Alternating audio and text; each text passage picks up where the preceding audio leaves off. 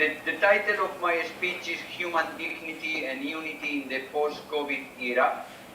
And the pandemic has shown us that our world is out of human control since it lacks of basic common sense. Indeed, every agent involved has been trying to find a vaccine and therefore trying to benefit humanity, defending it as a whole against the virus. However, every agent, call it every pharma company, has kept his knowledge and research in secrecy for his own advantage, looking forward to win the race and to have the monopoly on the vaccine so that he can obtain maximum benefit out of it. This is take as much as possible from others in exchange for the cure. This way of working has overlapped effort and resources, and most probably has not spared lives which could have been saved dealing with the pandemic in a concerted and coordinated way. We assume that this kind of behavior has always been so and needs to be so. Our only motivation is our own interest, getting money, power, which at the same time is depriving others from it. But to save our own lives should be also a motivation enough to act in a consequent way. And this could have been the case of the common and most concerted fight against the virus, and shall be the case also of saving us from war, in order or in shorter or longer time, very possible extermination war. And it is not a matter of signifying ourselves with a hat or with a color, as political parties do. It goes something unheard of. It goes about why we are not using common sense, which proposes, requires, and calls for human cooperation for common benefit, instead of dealing with each other only aiming at abusing and exploiting each other. So I would like to consider here why this behavior has not been put under question at all, and why discord, struggle, opposition, war has primacy on us humans. I hope I can keep the interest of the people, even if my speech is quite erudite, but it is the result of a lifelong effort and research for understanding this situation. I hope you are hearing me well and I can continue so. Yes.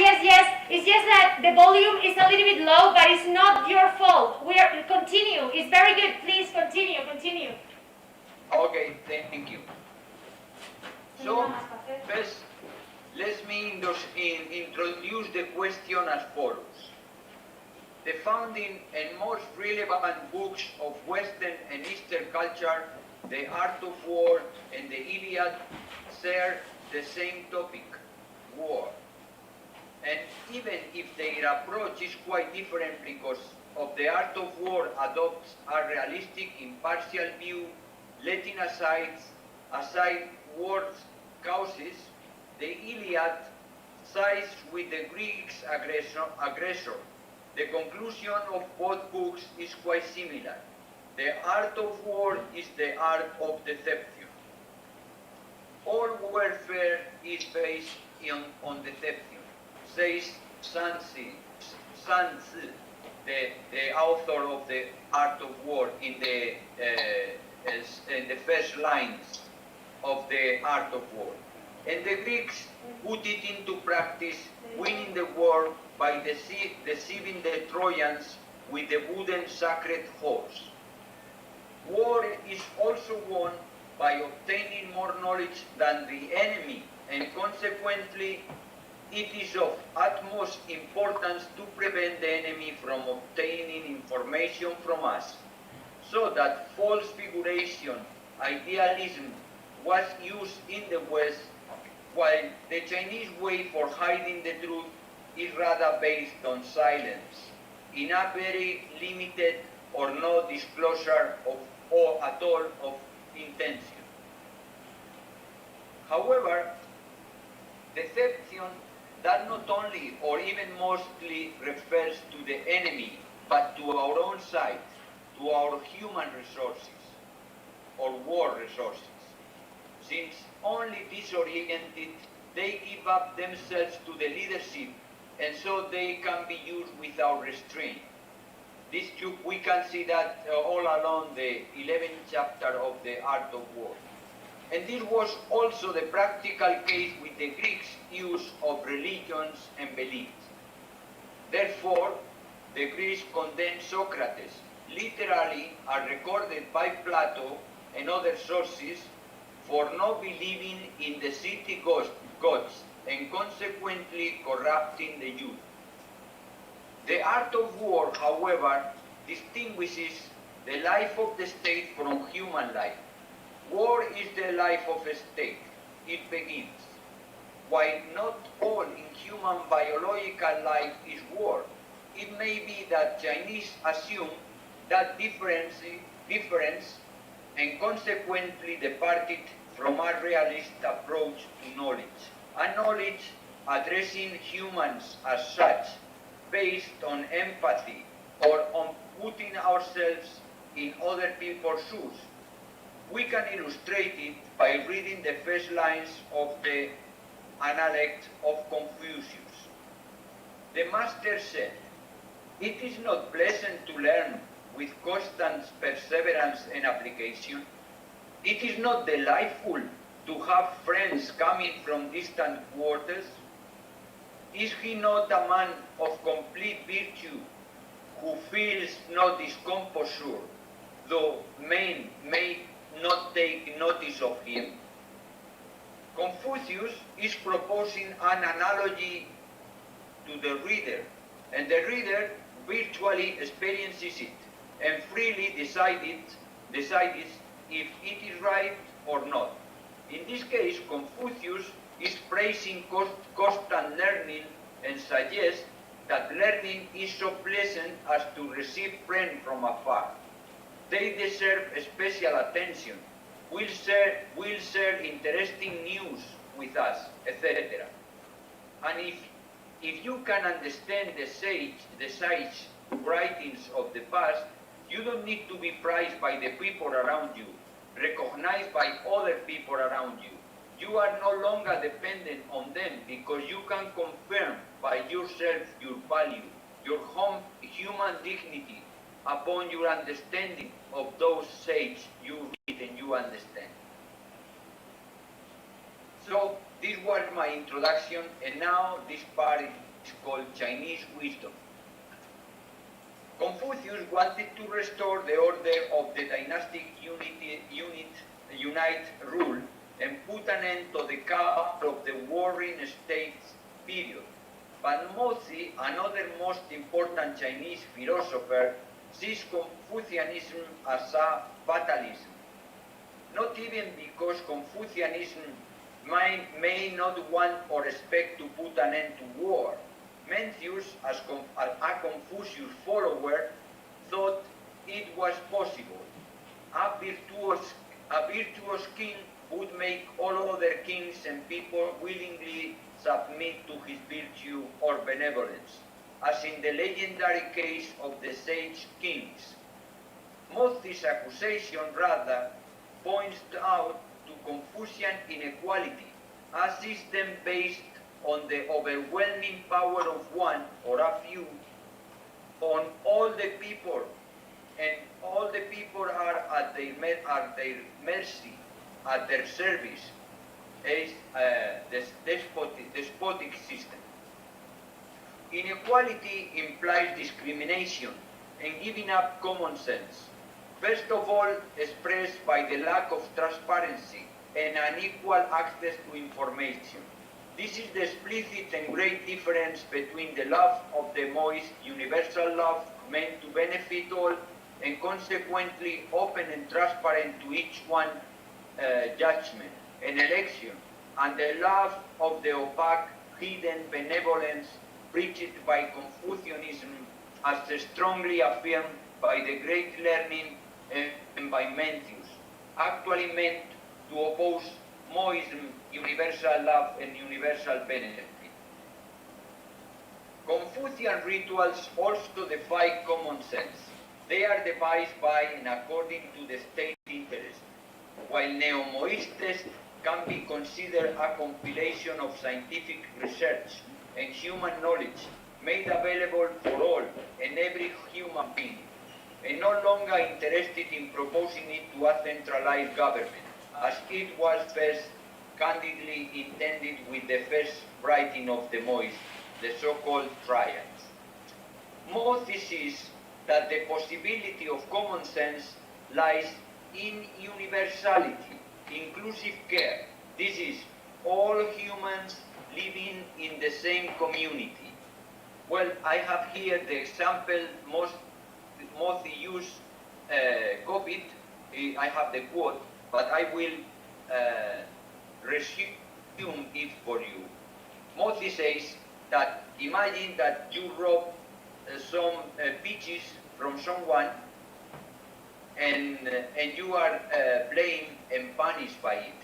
Imagine that you rob from other cattle, sheep, and something like that, and you are even more punished because you deserve more punishment because you are depriving him for something more important for him than the peaches, and so on.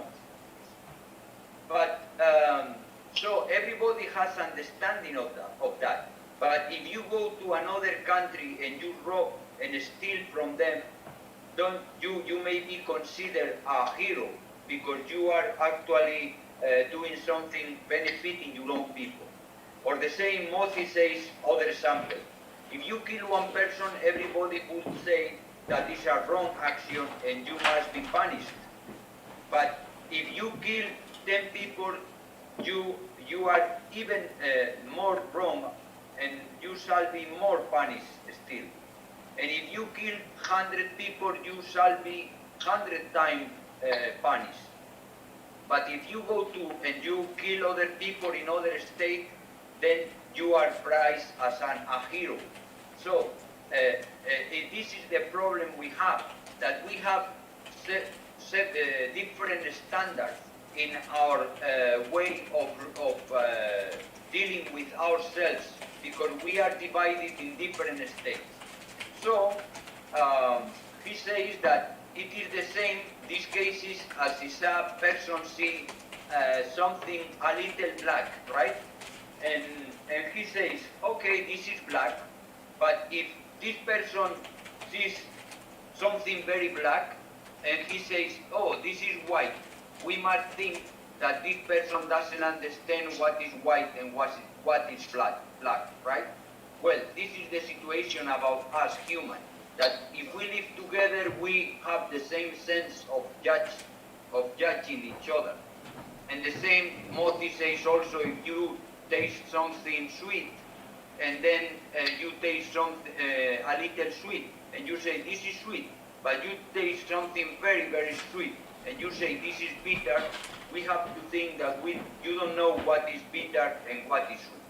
Well, I don't, Mothi actually tells us about that all the time, showing how people treat differently people from one side and from the different standard against common sense. If we live together in the same community, we will not only be able to use common sense, but actually we will brought to use it, and we will not distinguish fair from unfair as we distinguish black from white. And we all know that harming, destroying, damaging is bad, while helping, cooperating, caring is good. The problem for Mothi is how to replace partiality, this is exclusive decision-making, by universality, inclusive care and inclusive decision-making. Living together in the same community, we will not produce weapons, object to harm and to kill each other. Living together, what use could have aircraft carriers, submarines, nuclear missiles, etc.? They are against each other, but if we live together, they are not longer needed. We would make inclusive decision only meant for benefiting us all. And the same, it was understood in the West.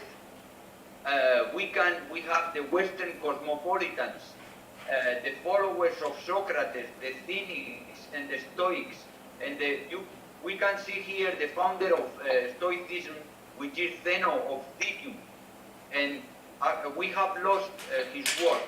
But we have references from many other people, as for instance Plutarch, and Plutarch tells us about it in the life of Alexander.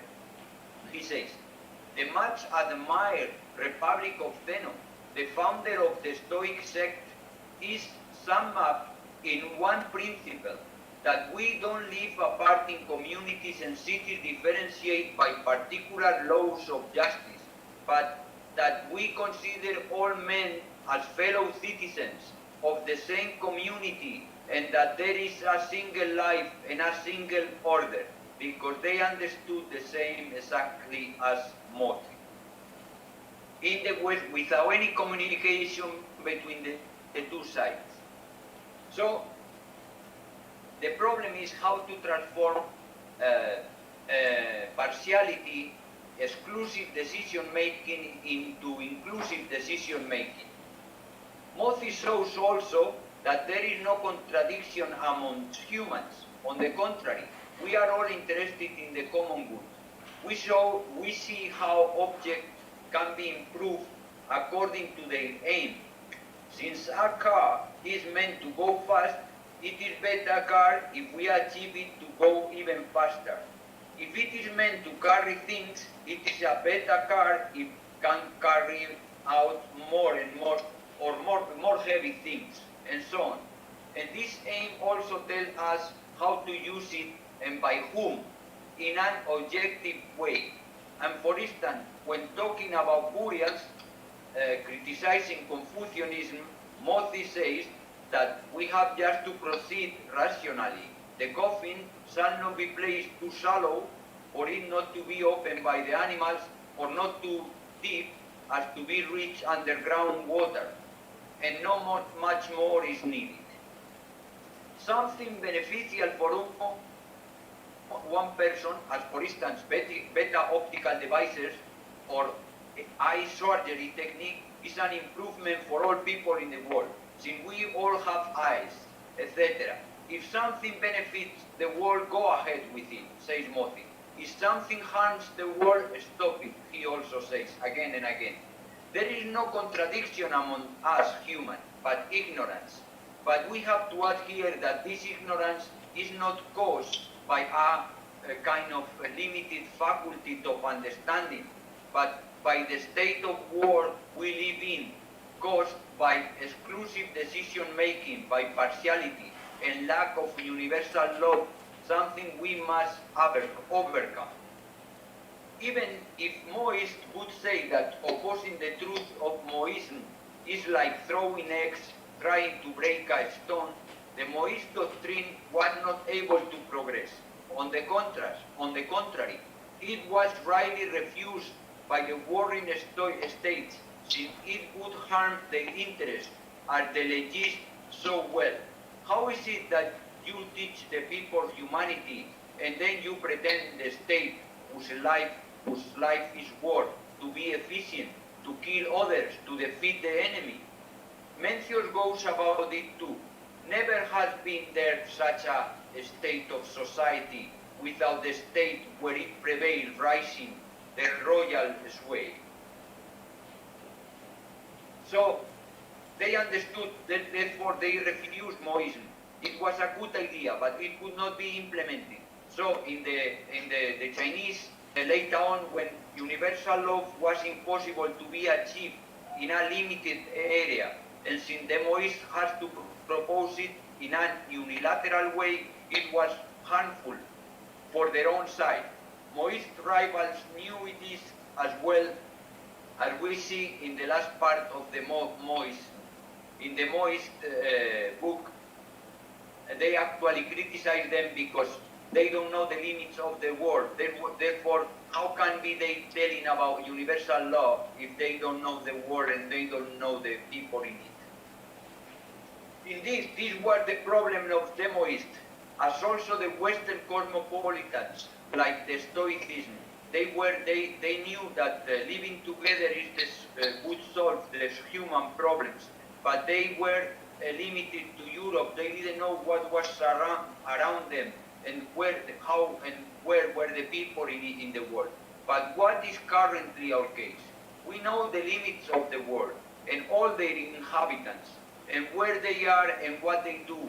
And we can pick up the phone and ask each and everyone in the world about their support for living together, for inclusive care. And this would be enough to implement according to Moism, to be implemented. However, we may not be aware of it, or we don't see it so clearly, since nobody picks up the phone and makes the call. While all wars now tend to be world wars, as for a long time in Europe they were all European wars. And on the opposite, we are experiencing the failure of the League of Nations and followed by the Second World War and the UN right now, even if created by best intention leaders, surely supporting of inclusive care and universal love, and sincerely aiming at solving the scourge of war for humanity. So we have to think even deeper into the situation we face. So now we go to another part of this speech. It's called Realism in the Western World. We have in the West a quite remarkable experience of realism, knowledge based also on empathy, which did not discriminate humans and appeal to common sense. A cultural production that is misinterpreted, disparaged by today unidimensional idealist critic. It occurred in Spain in the 16th century, shortly after the first trip around the world by Elcano, confirming the limits of the world. The three monotheistic religions, Jews, Muslims, and Christians, have been living together there from the 18th century, for 8 centuries. And it goes that the Spanish literature was remarkably realistic. But it was only in the 16th century when this realism became critical against idealism and evolved into a theory of knowledge, opposing idealistic figuration to real life, and giving way to the up-to-date popular novel range, novela, el género novela, novel genre. This happened when the Spanish state, first under Catholic kings and mainly under the Holy Roman Emperor Charles V, declared Christian Gothic ideology compulsory in Spain, and Jews and Muslims were expelled if they didn't convert to Christianity. This new novel genre was first called picaresque, and nowadays is misleadingly characterized as literature of the poor, and it was rather scandalous.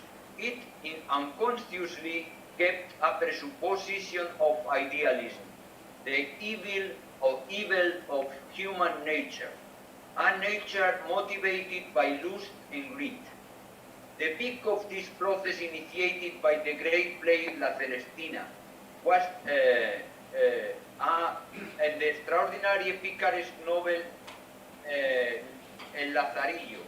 And finally, the process opened by La Celestina got his peak with Guzmán de Alfarache by Mateo de Alemán, 100 years later, who described and despised life as irremediably damned and claimed for our return to God, and putting our hopes in afterlife, because this life was not worth to live, given the evil nature of humanity. However, that idealist assumption of the evil of human nature was disclosed in question by Cervantes. Therefore, he called his work novelas ejemplares, exemplary novels or model novels, and the Quixote was originally one of those. There Cervantes denies evil as human nature. Humans just adapt to external conditions the best way they can. They are free, fit to adapt. However, the main human condition is the existence of the arm or weapons, and all other things are subordinated to it. Cervantes' own expression of it can be taken from the speech of arms and letters held by Don Quixote in chapters 37 and 38, saying, "It is the same, arms and war." And the contribution of Cervantes' research is found by one of the best Spanish philologists and former president of the Real Academia Española de la Lengua, Damaso Alonso. He says, Cervantes shows that there is not only a realism of souls, which we mentioned before as empathy, there is also a realism of things. And we can see that in Damaso Alonso. I have here the quote, exactly the quote, in his work. Normal people fear Don Quixote just by seeing that he is heavily armed, even if he does not show any bad or any intention at all, and people will confess, follow the flow of his craziness, figuration, when talking to him if they feel threatened by him. We see it expressed by the first people on earth who saw the Hidalgo when encountering him. I read a little bit of the Quixote. I have a longer quotation, but just this.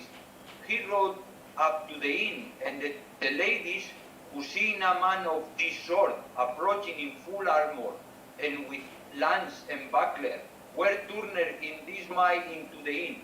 When Don Quixote, guessing their fear by their flight, rising his parted-board visor, disclosed his dry, dusty visage, and with courteous bearing and gentle voice addressed them. Your lordship needs no flight or fear any rudeness, etc. And then after the ladies, scared by the armor of Don Quixote, they saw he was crazy, and then came up the innkeeper, and he saw how bizarre Don Quixote was, and he wanted to laugh about him, but he also feared his armor. So the maiden feared just seeing the arms and wanted to fly, even if there were not action or intention from Don Quixote to harm them at all. And the innkeeper, though he wanted to laugh about Don Quixote's bizarre appearance, also feared him and showed himself very polite and followed his craziness all alone, as to end up arming him night later on the inn. So he followed him, his speech, and as kind of once armed knight, the first adventure of Don Quixote is the encounter with the rich owner, Juan Haldudo, beaten Andres, trying to get him to confess. I encourage the reader to read this part because it's most insightful too. But I choose to quote here the second adventure,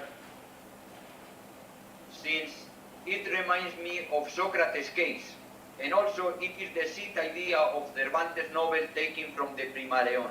Well, Prima León is a book, a chivalry book of that time of the 16th century, where Hidalgo Camilote goes to Constantinople to talk to Palmerin, who is the emperor there, and want him to make him knight, to defy all other knights that his ugly girlfriend called Maimonda was the prettiest girl in the world. And this is actually the reference of the Quixote. And Damaso Alonso saw that too.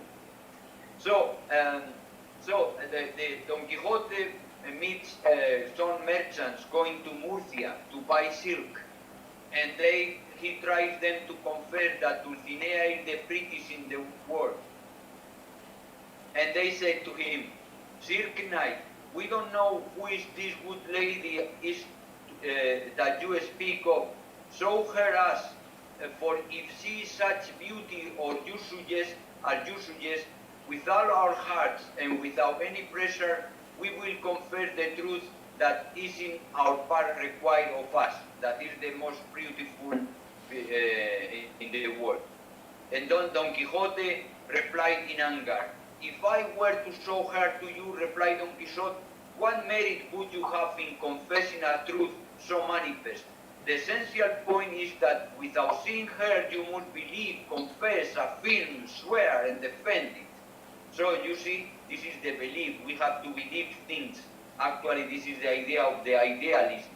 But if we follow that, if we are afraid of weapons, but if we are not afraid, we just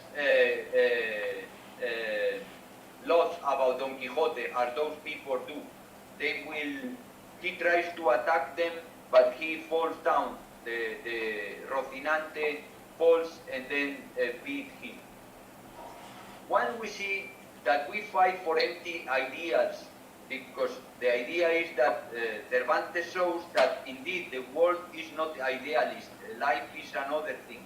But it doesn't mean that we have to fight for ideals, because ideals is the way the weapons hide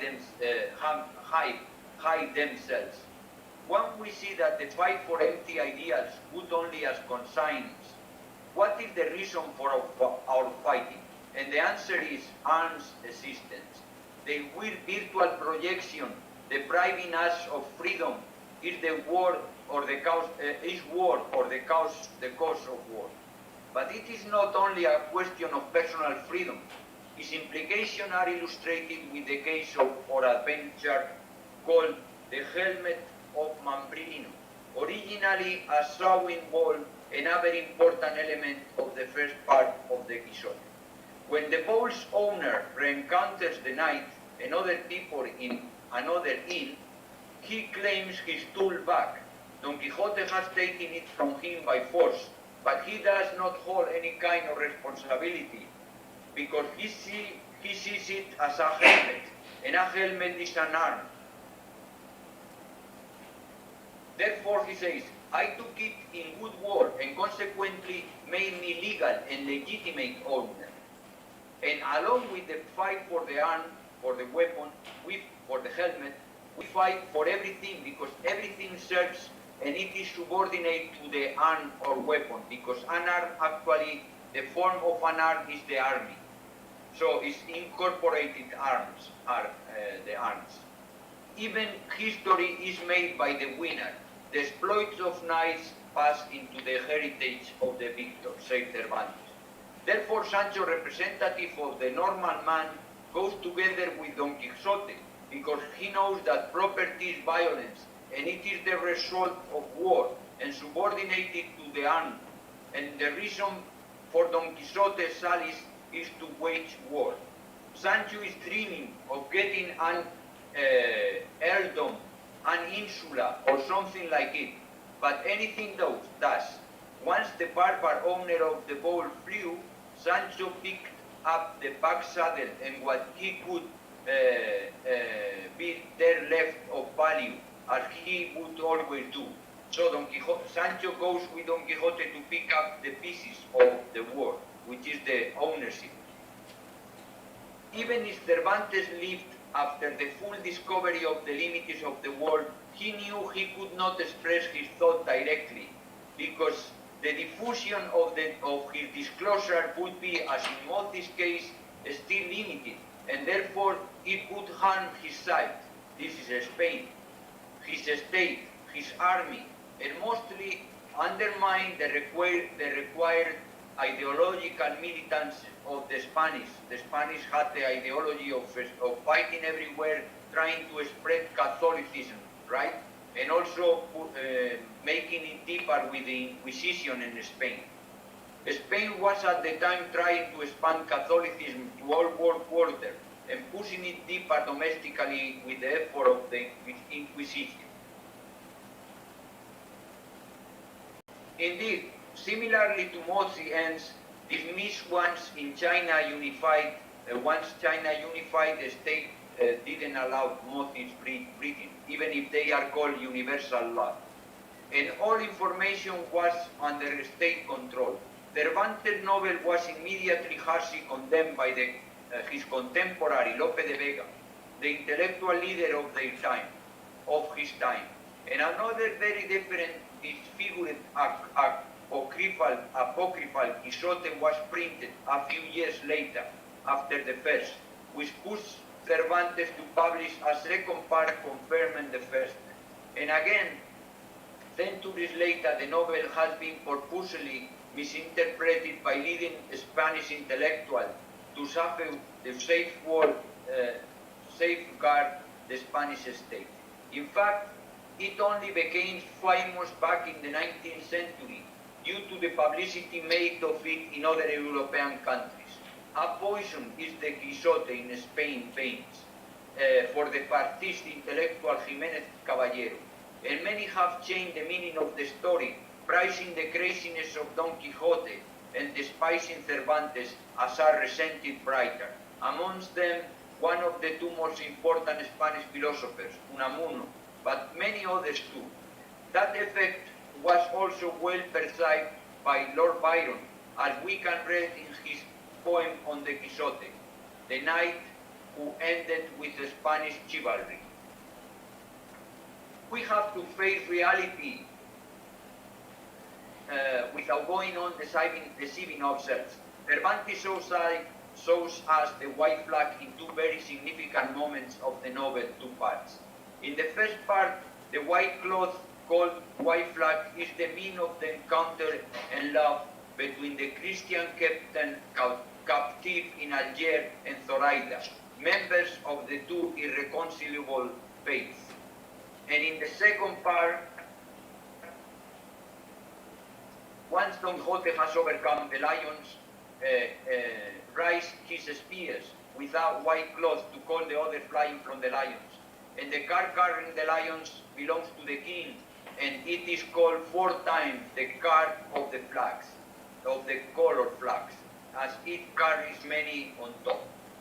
Only the realist thinking understand the virtual projecting effect of the arm, the constant war, and so understand the meaning of the white flag, stopping it, the weapon effect when it is raised, while the white flag, While for the idealist thinking, there is no more than submit to others or to be submit, and therefore the white flag means only surrender.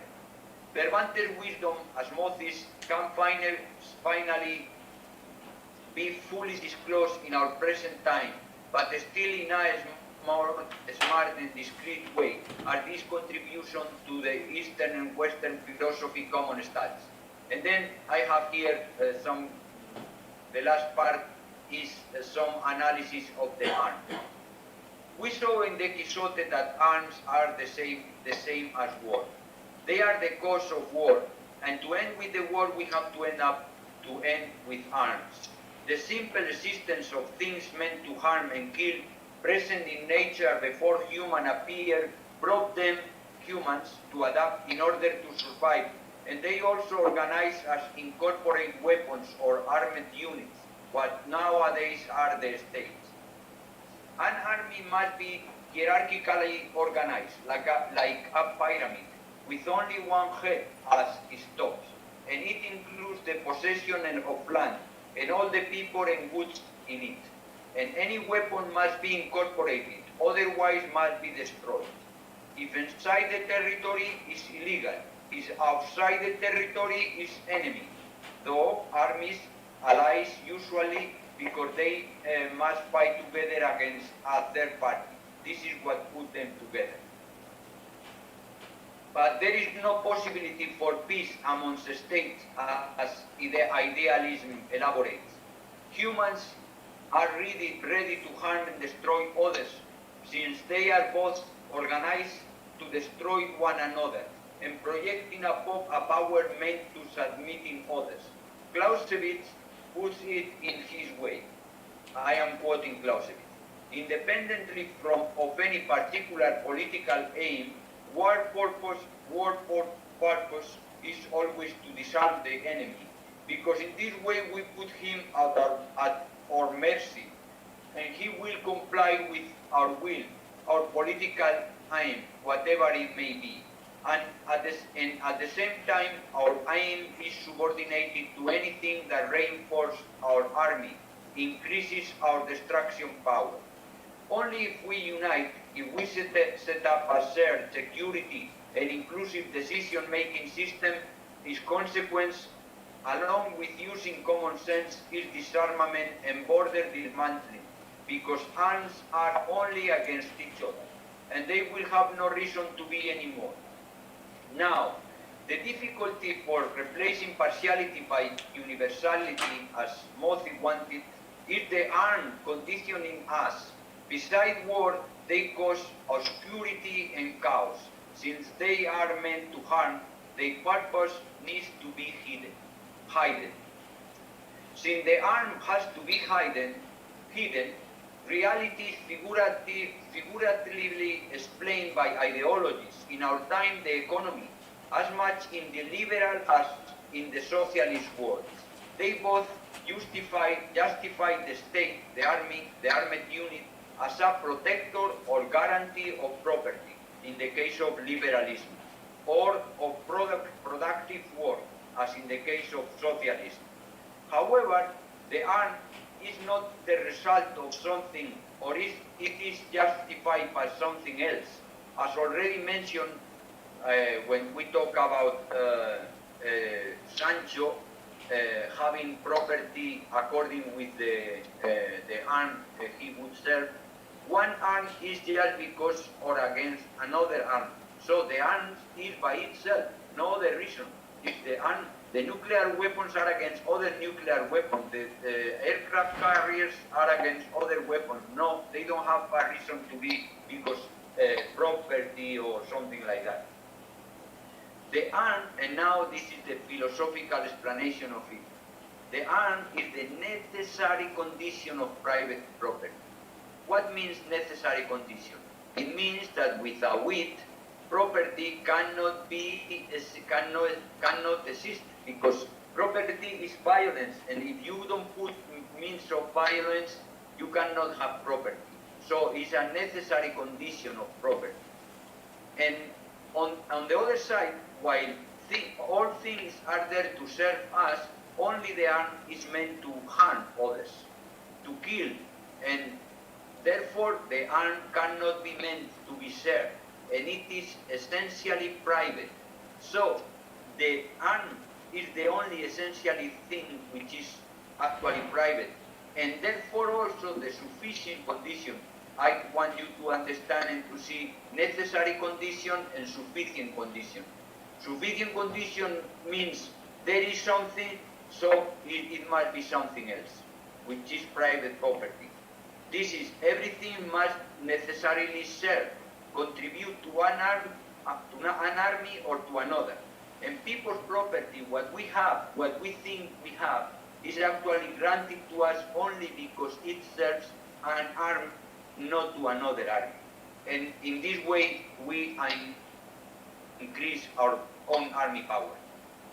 Economic development is in fact armed development. The question is to what army any profit is taxing, supporting, serving, and what are any army's captive markets, as we can see now with the China-EU, United States technological rivalry. Strategy is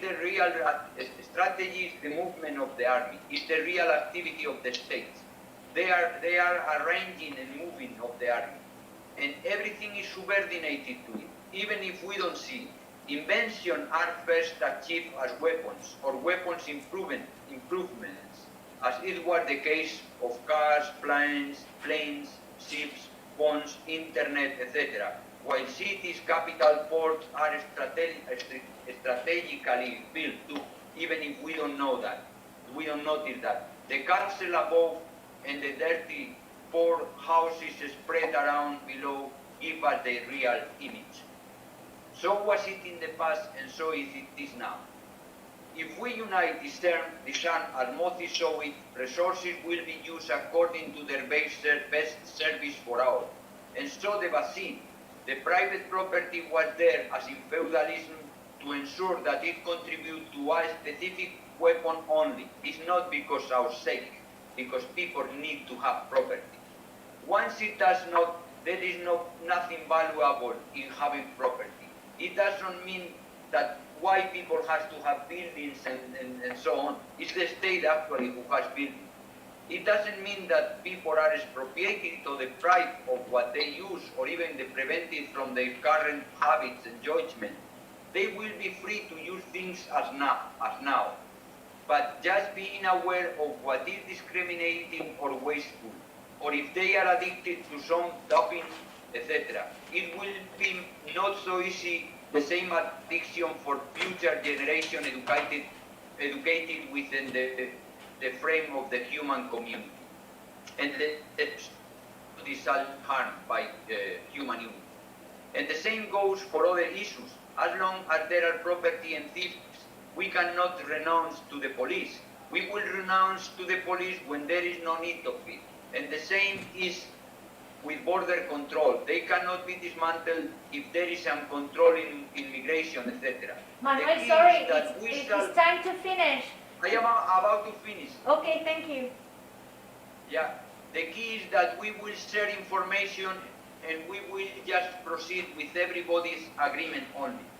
But only by focusing the arm, we can stop lying to each other. Any violence is all violence. Our weapons is all weapons. Since it is impossible for a person to voluntarily accept violence upon her, this is to be deprived of her own will, as the weapons does. It is not only hateful, but impossible or contradictory. And the same goes with lying, with deceiving. If we deprive others of information, if we are not transparent, we are also depriving them the possibility of making the right choice, depriving them of their will, something again not only hateful, but impossible or contradictory to be accepted in any way. For the sake of society or to whatever else, now might be accepted only for the sake of war only. So it's the sake of war what makes us to deceive each other. On the other side, we are referring exclusively to objective issues. The use of resources, those issues must be made public, shared, open and transparent to the whole humanity. But personal issues are those related to music, tastes, beliefs, art, taste, etc. are not in need of transparency. Now we are all human ready to face the arm as it is, or we will continue deceiving ourselves, thinking of the arm differently. Nobody will be harmed by disarming. Everybody without exception will be benefited by it. And the guarantee of it is that disarmament is not only possible, it is only possible if it is universal. Otherwise, it's not... Manuel, perdona, que solo se te ven los ojos. Can you pon la cámara un poquito más alta? Thank you. Vale, but surrender. Support to... If it's not universal, it's surrender. Support to another army. So we can be sure and confident about the convenience of global and universal disarmament or unity. Unilaterally, we just cannot achieve that aim. So it makes no sense. Let's share security and let's share our knowledge to proceed and progress together. And it starts with sharing the truth, which first and foremost is truth about the weapon. Stop fighting against figuration, against the windmills. Therefore, we plan for a world disarmament or unity conference, starting for the Olympic truce, with the Olympic truce in Japan by the occasion of the Olympic Games, and from there spreading it towards the West. Thank you very much. This is all. Okay, thank you. Thank you. I hope you can understand me and my English and everything. Well, yes, I think more or less students have understood. It's been it's been very intense because you have not used any visual help for the students, and so it's been very, very condensed in that way, but I think more or less they've been able to follow. There will be some questions or comments now. I would like to start making a question because as you know, the topic of the course is in the context of this pandemic. And so I would like you to be much more specific, because I think you, in terms of what your movement or your organization is doing right now, it seems like it's not clear what is exactly your organization doing right now to help in the context of human unity. That's one question. And the second question is, I mean, you're talking finally about disarmament, but the basic is the name of your organization, which is human unity. Why human? I think it seems to me that you're trying to look for ways for peace without going to the basic. And the basic is we are one human race. So what is your organization doing to make that visible? Because of course, it's been very interesting that you talk about Quixote and all that, but talking about we are one human race, that is not idealistic. That is a scientific fact. It's nothing ideal. It's nothing subjective about that. It's a scientific fact. And so today, for example, we have the DNA technology that help us in a very objective way to show that we are one human race. And if you look at what is moving, the origin of the conflicts in the world, most of the time is because people think we are different races or we are different from each other. So if you want to find really peace in the world, you have to go to the basic. So these are my two questions. First of all, can you please give us a practical, clear example of what is your organization helping in the pandemic? And second, how do you make visible that we are one human race as the name of your organization? Thank you. Well, thank you for your question or for your comments. I think I be to the basic, because I said that the cause of war is the weapons resistance in nature, which make us to gather around armed unit, and from there, since our system is the we are not our system is the competition of fighting against each other. I take for granted, of course, that we are a human race. Of course, I take it. So I know that. I don't need to kind of convince you about that. I've been living in many countries. I've been living in first 3 years in Berlin, then 1 year in London, then 1 year in Sevilla, then 1 year in Cairo. In China, I've been living for about 5 years. I traveling around Asia, and I pretty know. I have no doubt about that we are a human race. But it's not just that we. I mean, there are people darker. Some people is otherwise. But for me, I mentioned it many times that what we have together is common sense. And common sense is that if I hit you, you will feel the pain. So everybody knows it. It's common sense. We are not only a human race, but in this case, I should say that we are.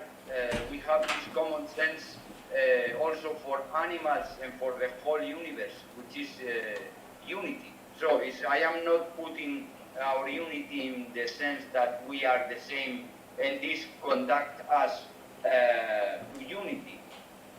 But what the problem we have for being together is the systems of armies, or the weapons which make us gather into armed units. I don't know if I am answering you, but I could say more things. You're And not. now going to the vaccine. The thing regarding the vaccine, what I mentioned in the beginning, is that kind of we look No, for no, us. not only just the basics, sorry. If you just can give an example of how your organization is helping to promote human unity in the pandemic, which is, this is the topic of the course. What is your organization helping in this particular context of pandemic? If you can answer that very briefly, because we need to move to the other lectures. Yeah, our organization is, we are spreading the truth. This is what we do, and we try to do it. We have been trying to call a congress, a world congress here in Madrid, and now we are proposing a, I said it in the end of my speech, that we are calling a world conference on disarmament. Because if we, I don't know what you want me to tell you. If I am telling you that the problem we have is that we gather around weapons because it deprives us from freedom, and what I want to do is to tell that we have to unite to avoid, to be able to stand together, because only in this way it's possible. So you're making an analogy? If you don't understand me, you can ask me about what I am doing, or we are doing in this No. regard. We're talking if you understand me, you have got the answer, I think. I don't know if no, I mean, we just want to clarify if for you the COVID is the same as a disarmament, because we don't understand why are you talking about disarmament in a context of pandemic. Yes, no, I explain it too. I said that... Yeah, if you can clarify it, please, vaccine, again. Yeah. Thank you. I said that the vaccine, the only aim of the vaccine producer, the agent, the pharma companies, is to get vaccine. profit. You're talking about the vaccine. You're saying vaccine. Yeah, of course. Okay, Yeah, sorry. what The I vaccine. say is that they have not shared, they have not shared knowledge. They have not cooperated to find a cure for the virus. But everybody has worked on his own, on secrecy. Why? Because if you have a cure, you have the monopoly on that, and then you can make more money out of it. And I say, so this is what moves us, the greed, but actually not, because we have, it's good reason enough for us to save our life. It's what I say, so why we are not using common sense? And then I have to explain that everybody wants to make as much as possible, because we are serving one army and not the others. Okay, so just to finish and clarify, so the conference that you are organizing is about talking about vaccines. Is that what is it about? No. It's not about the vaccine. I explained that the reason, when I started my speech, I said that the COVID pandemic is a demonstration of the way the world goes. And then if we unite, we will look for the vaccine without secrecy. We will share the research and the achievement everybody does, and achieve the vaccines together immediately or very fast, much faster. We can save lives. But I explained, so that's why Congress this Congress is also about the vaccine. It's about working together instead of separately and in secrecy. Okay. I introduce it this way. Thank you. Let's see if any online students want to ask any questions, please. Anybody wants to ask a question? The online students, are you there? Because I cannot see you. No questions. No Yes, questions. I have a question. No questions. Okay, Yes. okay, I told you that you please need to activate the camera to check attendance. Otherwise, I don't know if you're there, okay? So please activate the camera. I would appreciate. Okay, me, I said switch off the camera, right? No, Manuel, no. Okay, we're gonna. So, no comments or questions from here? Clarifications? Okay, Manuel. So thank you very much. That's Welcome.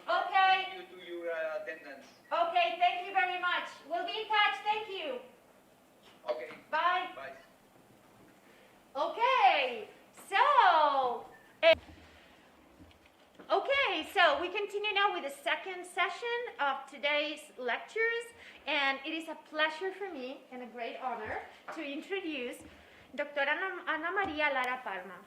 She holds a degree in industrial engineering at the University of Navarra in Spain in 2000, and holds a European doctorate at University of Burgos from 26. She has worked 20 years at the University of Burgos, teaching, researching in human resources management. She has knowledge management and ethics in business administration. She has presented 20 research published papers in very high impact journals and 50 contributions for international scientific conferences. She is the director of a PhD international doctoral thesis and 30 research projects. Regarding international mobility, she has collaborated with universities of Monterrey in Mexico, in Germany, in Japan, Tokyo, and in the Center of Business International EA. And today she's going to enjoy us and enlighten us with a conference titled Resilience, a Powerful Resource in Times of Pandemic, a plural overview from Asia and Europe. Thank you very much, Dr. María. Good afternoon, everyone. I hope you feel well and healthy. And thank you. And it's an honor to stay this evening sharing with you all this exciting seminar. And first of all, I want to thank the Vice Chancellor of Internationalization and Cooperation for inviting me to participate in this conference, in this EURASIA course 2021, and my appreciation specifically to Sienna for her impeccable work and treatment. Now, a brief presentation about myself. Because I have something to do with this topic, and it's because I was living near 4 years in Japan. So my relationship with the culture, with the way of working, with the people daily is very close. And I think that it's very interesting to share with you my experience and try to debate maybe later related to your questions, maybe some doubts or some suggestions that you have in mind regarding this way of life. When Sienna asked me for a possible contribution and a possible title, immediately I was determined to exhibit one of the most astonishing capacities I discovered in my Asian experience: the ability of the Asiatic people to engage in daily activities with no complaint and thinking always in a social sense, in the community collaboration and participation. So this is an approach, what I'm going to share with you today is an approach to the concept that highlight in my lecture. What is the meaning or what is behind the concept of resilience? Sorry, because my mask, I hope that you understand clear, but for me it's as well a little bit difficult. Thank you for your efforts. So, resilience in Asia means devote every daily activities to the social community service. And this is the first step of my presentation. So how is possible to transform resilience in a resource in pandemic time like we are living all around the world? So after saying and thinking the title, I thought, okay, resilience maybe for Sienna can be interesting to share with all the students. So first, I'm going to divide my presentation in two parts. The first one, explain the concept, what means resilience, and the base of that, what is the stoicism. And the second part, my experience with, daily and anecdotes of my life or what I lived working in this Asiatic country. So what is Stoicism? This is the first definition we need to explain what means resilience. So Stoicism touch with real life, emphasizing the boundaries of goodness, peace of mind, and line of virtues to face up oddly and sensitive circumstances. Maybe you all know, but exactly how to move this concept to the real life is the difficult that we sometimes don't understand. So when the people has the knowledge and they understand exactly how to move this to the real life is when they completely change their lives and understand the meaning, the sense of the private life and the community life. And this is a way of life. Finally, it's something that you adopt for your private life, you make yourself, and you try to do for others. Change completely the way of thinking and the way of work. So COVID-19, the pandemic, has stated that while we are not 100% control over viruses, illnesses, etc., we can, up to a point, do a lot of slowdown collateral damages by using resources such as Stoicism. So quoting these authors, Stoicism is a philosophical concept that comes from the ancient Greeks. Zeno of Citizen, in the 262 before Christ, said that could define as ethical conception where wisdom and soul are the foundations of good.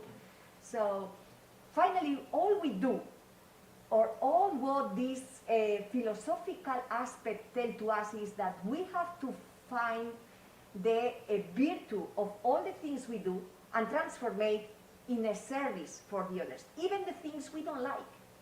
This is the secret, exactly. No complain, and just find the sense of the things we do, transforming for the others. And as theory is beautiful. As a philosophical concept is a very, astonishing framework.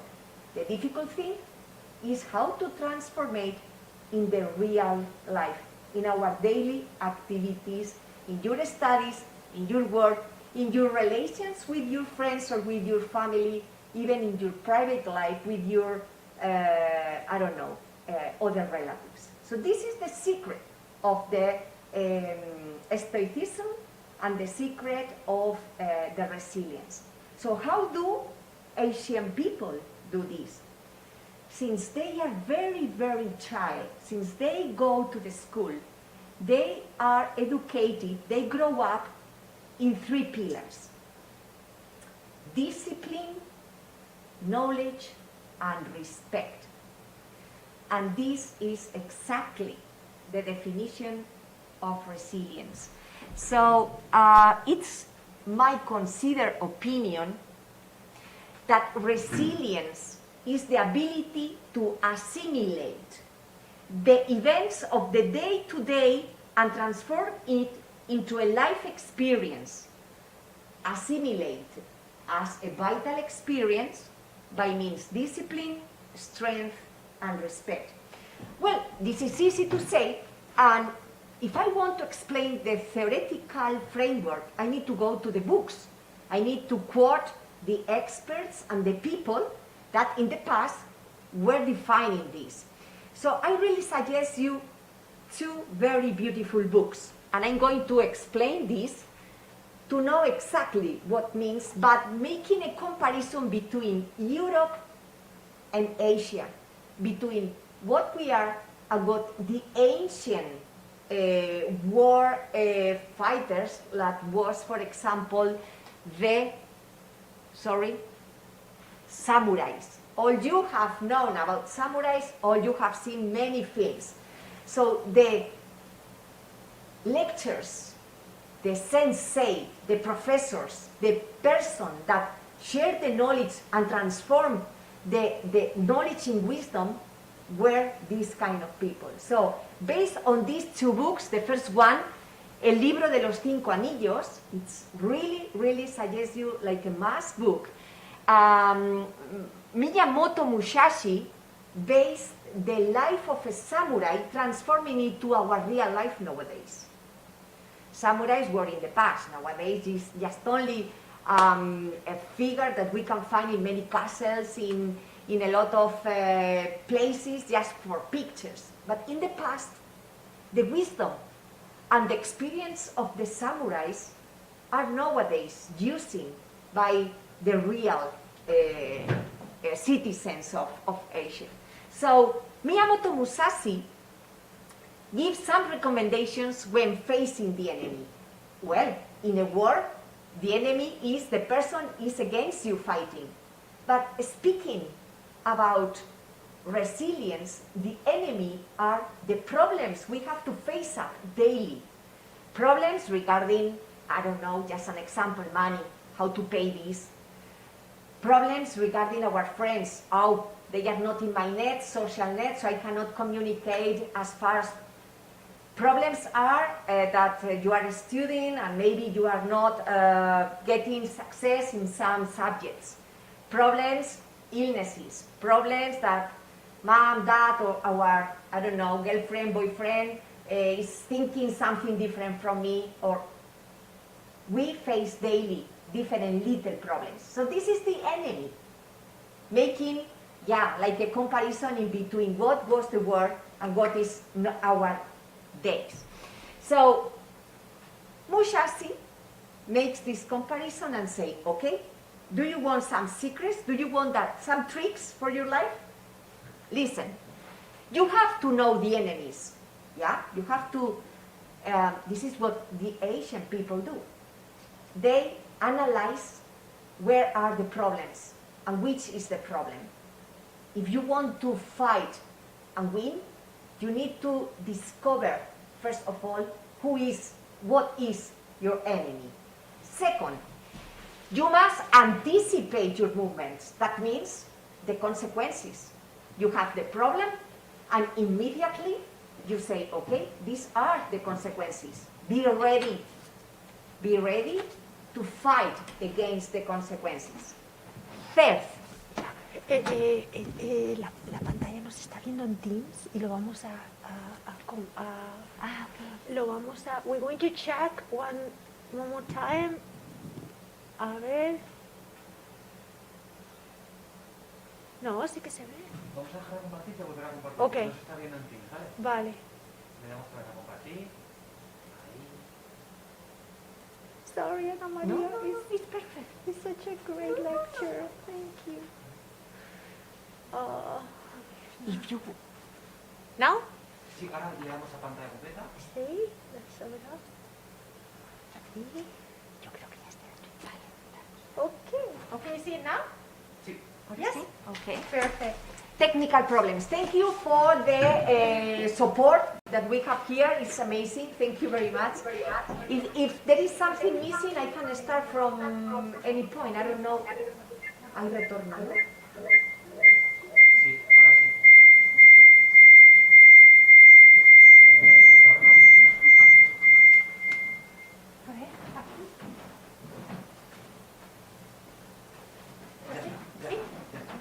Okay. Thank you much. So, repeat again. Who is the enemy? Where is my enemy? The consequences of my enemies. We know all the consequences. So to be ready and to fight against them, we need to be maybe prepared for what is going to happen in the immediate future. Third, you have to adopt a posture in front of your enemy. So, this is what they do. For example, when they make Bushido or when they make any other kind of these ancient philosophical activities that support the mind to fight against the enemy. So, am I ready? Do I have the resources to fight against my enemy? Well, this is what they prepare carefully since they are child.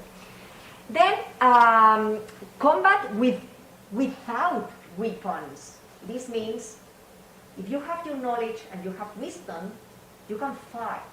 If you don't have any resource, you cannot fight. So be ready. We have to think about how is enriching myself in order to fight to all my enemies.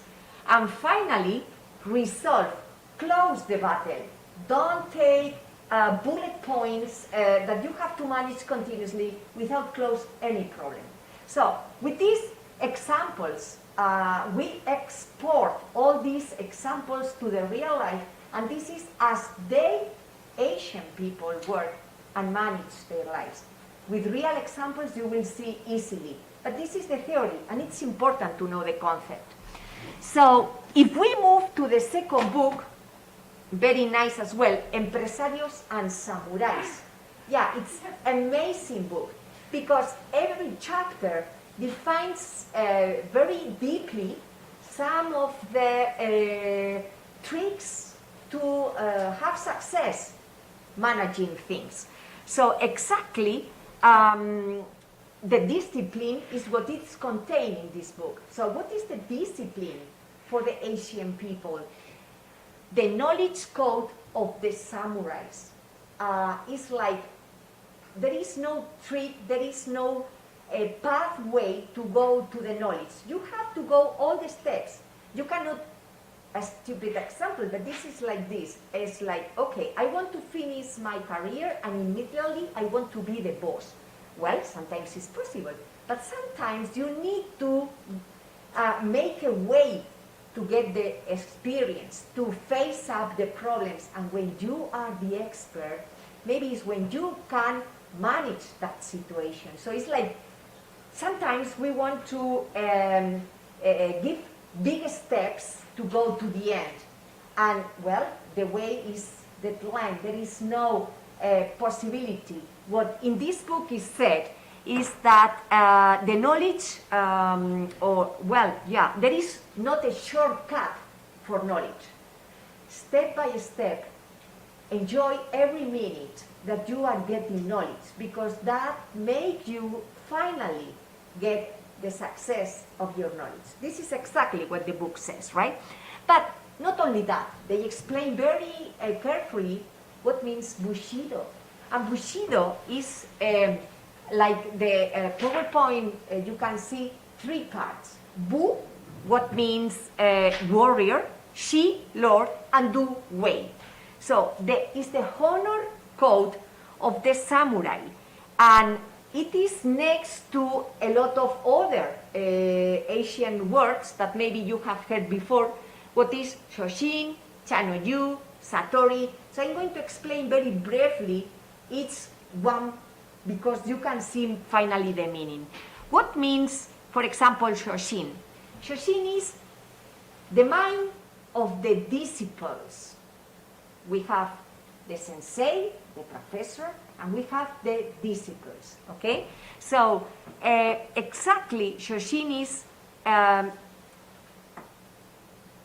the disciple only acquire knowledge if they want to learn. So you have to open your mind, as it says, and hollow out to fill in with more knowledge. You have to get your mind out of all considerations, because it's the only way to include continuously new knowledge. And this is exactly what we do in all our life. The obsolete knowledge pass away, and we get new knowledge in our mind for resolve new circumstances. As we are growing up and we have to face up more difficulties, we need more resources. It's not like a child, you know, when you are a child, it's very easy life. You only play, you only sleep, you only eat, you laugh about everything. When you are getting older and older, more things need to be managed. And then we need to resolve them by what? What do? Getting knowledge continuously. What is the way to getting knowledge? Many ways. Speaking with experts, the family, the relationships, the universities, the institutions, your work, your own problems, your mind, the books, million of things that can be resources for your knowledge, okay? Then Chanoyu.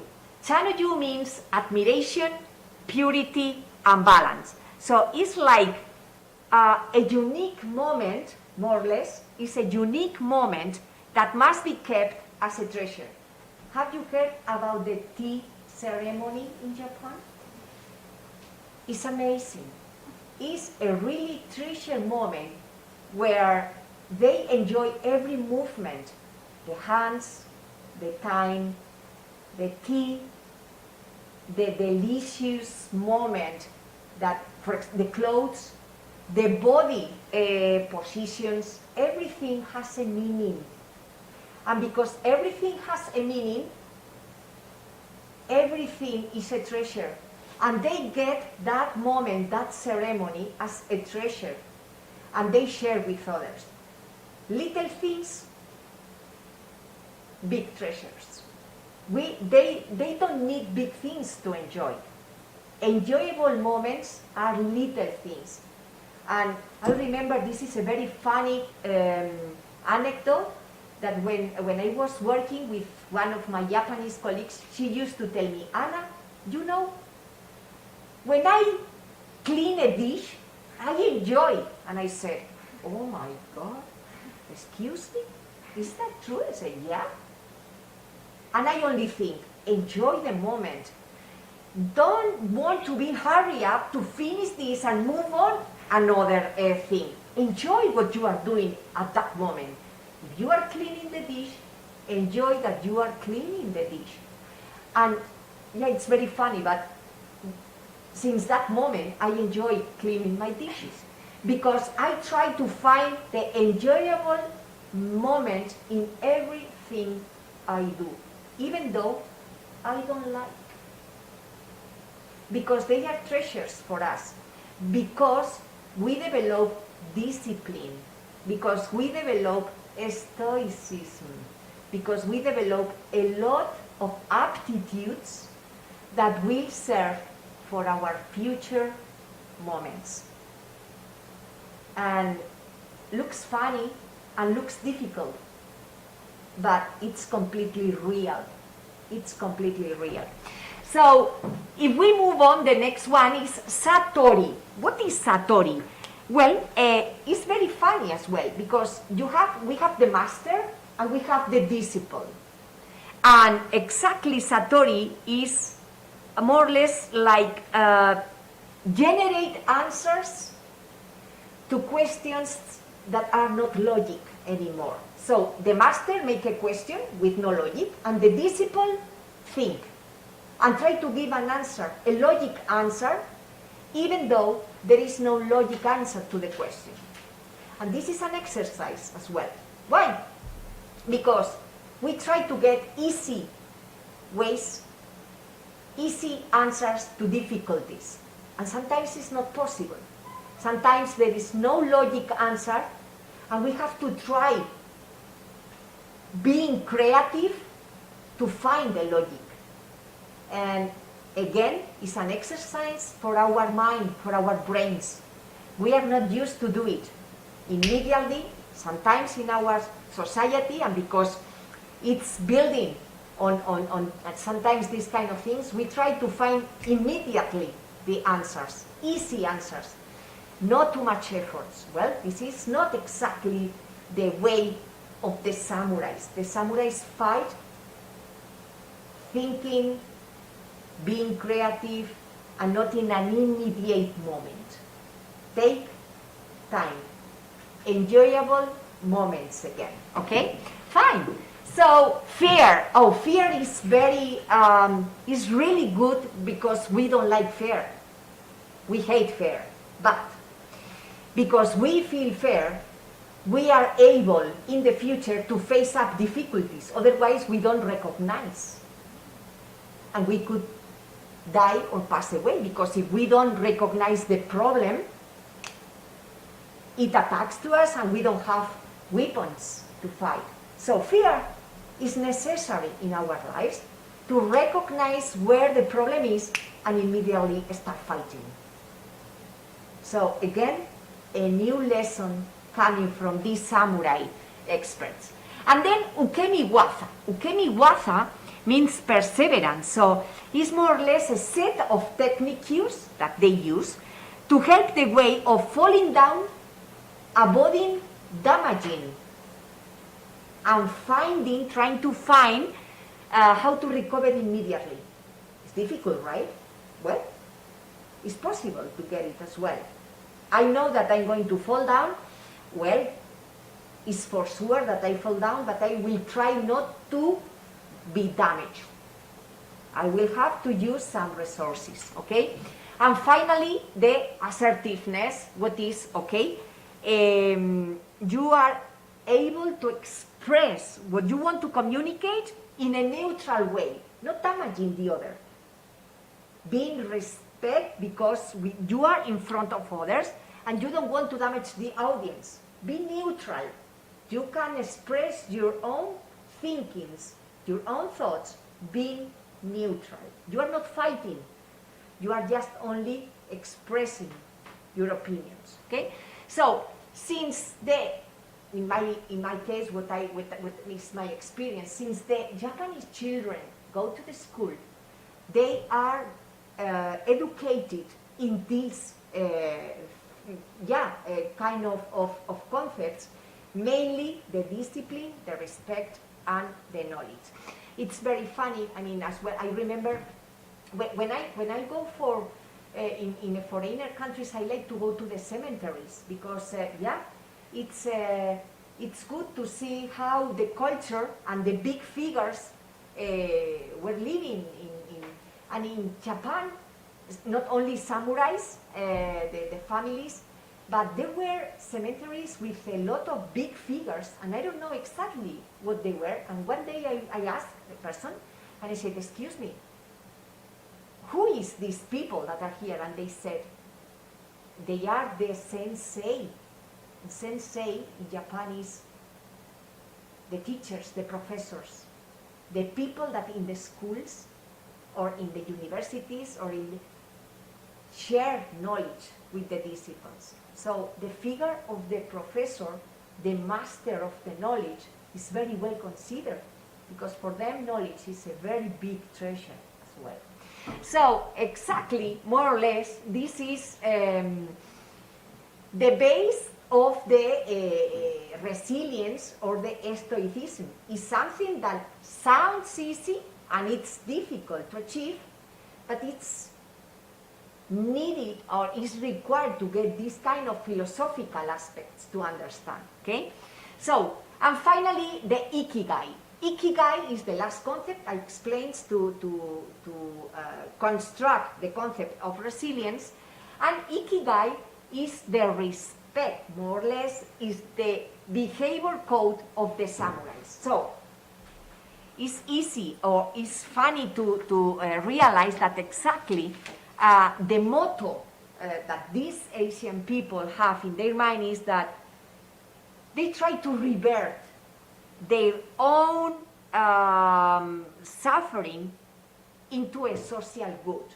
And to do that, they unify what they do well, what is missing in the society and they need to achieve and acquire, and if, of course, they are paid because doing that. So finally, it's a mix of things that work together. So, thank you.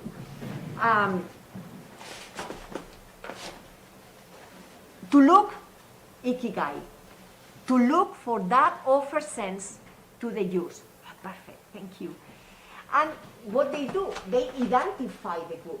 They identify the good and more or less they respect the things they do, implying doing well. Well, after explaining more or less this concept, well, you can raise your hand and I give you the floor immediately. I mean, sorry, I did not say this in the very beginning, but just raise the hand and I give you the floor, okay? Then, my experience. I mean, now that we know exactly what means resilient based in a concept, in a theoretical concept, and the meaning of that, how to apply, which is the practice of this. Because, well, we need to understand and to move to the practical. So, I'm going to explain you my experience, more or less, right? I arrived in Japan in 2012. exactly some months after the Fukushima tsunami that destroyed the nuclear central, right? And rather bad. I did not know what's happening there. I just returned to the country, and I start observing all the movements and all the things that was happening. My first impression, my first shock was came because I was working with a girl, with another professor in the university, and one day having lunch together, she told me, you know, Anna, I'm going to tell you my experience with Fukushima. And I said, okay, yeah, thank you. Happy to listen to you. I said, my grandfather, he was around 82 years old at that moment, decided to move to Fukushima for support all the disasters that were happening, and he's about to die. And I said, oh my God. She said, he's my hero. And many old people like him decided to go to Fukushima. And I said, and why? And she said, he's 82 years old, and he knows for sure he's about to pass away in some time.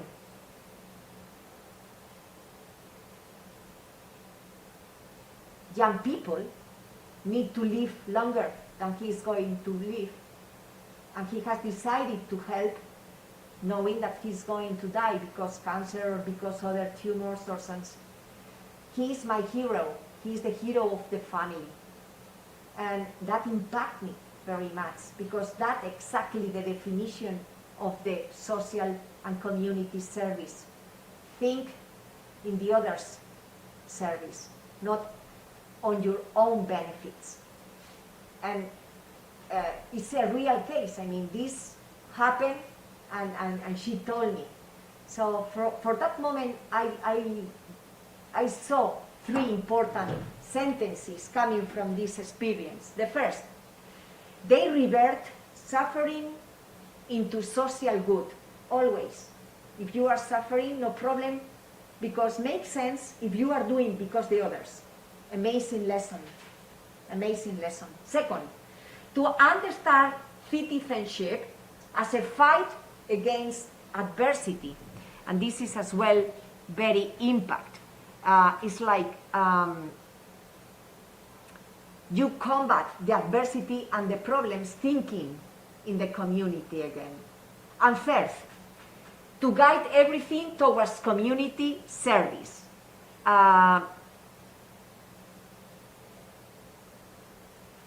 It's convenient for society, it's not good for me. Don't care, but it's convenient for society. Another funny anecdote I have is one day going in the lift, the cell of a woman that was in the lift with me starts sounding, and you cannot imagine how many times she asked me for apologize because the telephone was ringing, and I said, no problem. Sorry, I am disturbing you. And I said, no, you are not disturbing me. Yeah, but my telephone is ringing. And I said, no problem. They are educated in a respect of the others. They grow thinking continuously in a way of don't disturb the people that is in front of you. And that's really impressive. That's really impressive.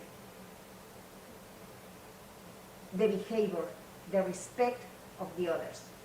Of course, they like silence, they respect the rules, they have many different ways of behavior, but my impact or my shock is that all the time the meaning is thinking always in the others. All the things they do is for the others. And that changed for me completely. Okay? So exactly, well, I have here some pictures that I took from time to time. So for example, this is my apartment. And when the maintenance people came to the apartment, immediately they switch off the shoes and they put in the entrance. And they take their own slippers, yeah, to move into the apartment. And I said, oh, it's not needed. And I said, yes, it's needed. It's your apartment. And they are so well organized that they pull all the shoes in the right way. They are going to put them later to start working. So it's something really amazing. And for example, this is funny. This is a public bathroom. And when I go inside, it is full of toothpaste and brush. And say, okay, they respect the things that are not that belongs, because it's for the community. So, and because it's for the others, it has to be there. And yeah, change immediately. You are, okay, you are Anna, or you are Peter, or you are Sonia, but this is not for me, this is not for Sonia, for Peter, or for Anna, this is for the community. So it has to be there. I can pick one, but I cannot pick all of them. So it's a very good example as well of behavior. And you can find in the middle of the street in some streets, many pots where you can glass or clean your glasses. So people clean, they put the glasses inside and they stay for 1 minute or 2 minutes in a high temperature with a liquid, and well, finally they put with the cleaning and they put all the things. So yeah, everything is well organized. You find it, you use it, and it's for the community again. Well, cleaning out. This is, of course, I have respect the faces of the people, and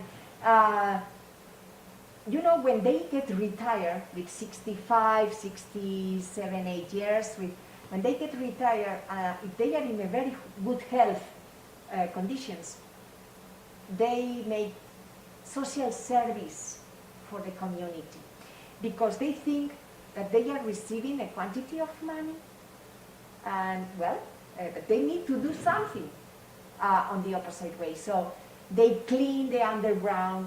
They are, for example, I received Japanese lessons with ancient people.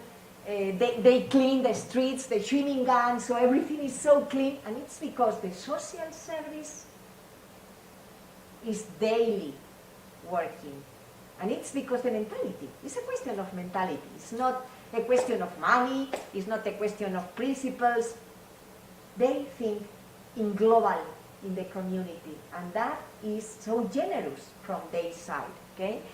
So, for example, they take very much the children, and this example is very interesting, because more or less when you see, you say, okay, what is this, Anna? It says, a lit cigarette is carried at the height of a child's face. Be careful if you smoke, because if you take your cigarette like this, you can damage children's face. Yeah, and you can find in the street. So it's like, again, the community. Or for example, don't smoke in the street, just only in a specific points of the city. And they respect the rules. Or for example, women only in the underground. So there are some places only for women, so everyone respect that part. Or for example, this one. You know, this is the car's door, and here there is a foam. So they put the foam because when they open the doors, they don't damage the car that is parked next to it. Yes, okay? Yeah. So little details that if you are an observer, immediately you see that they think continuously of in the others. So in my way of opinion, they are very generous, right? And of course, again, by using, for example, the vulnerable people, what of course we do as well, or don't use the bike in some parts, or again, this is very funny, please don't smoke while walking, because a car can, or a bus can pass you through and you can have an accident. So it's like, stop if you smoke and go to the places that are allowed for that. Now it's very funny. Or for example, this one. Yeah, this is very funny as well. This is a park, a bicycle park, but you see here an umbrella, right? Well, the umbrellas are hung not only here. You can find umbrellas hung off the trees continuously. Why? Well, because it rains. And okay, oh, it's started raining. So people get the umbrella, use it, and when finished raining, they put where they are in another tree or in a bicycle. So you don't need to buy an umbrella because it's full of umbrellas anyway. So you don't take the umbrella to your apartment, you take the umbrella again for the next person that can use it. Sometimes happened to me that it started raining, I have no umbrella with me, and you don't have the possibility to go to your apartment in a city like Tokyo. It's, you go to work in the morning and you come back very late in the evening sometimes, but it starts raining. Oh, what can I do? Nothing, don't worry.